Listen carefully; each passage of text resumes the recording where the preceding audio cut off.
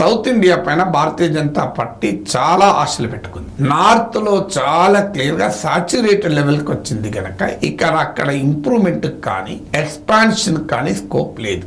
అలాంటి పరిస్థితుల్లో BJP southern machine మొదలుపెట్టింది. అంటే సౌత్లో తన సీట్లు పెంచుకోవడం మినహా ఈ కంపెన్సేట్ చేయలేము. నార్త్లో ఎంతో కొంత తగ్గితే సౌత్ అండ్ ఈస్ట్ ఇక మిగిలిందల్లా సౌత్ మాత్రమే ఏమైనా సబ్స్టాన్షియల్ గెయిన్స్కు అవకాశం ఉన్నది. అందుకే మీరు గమనించండి, మోడీ సౌత్ ఇండియాలో పర్యటించినంతగా ఎక్కడా పర్యటించలేదు.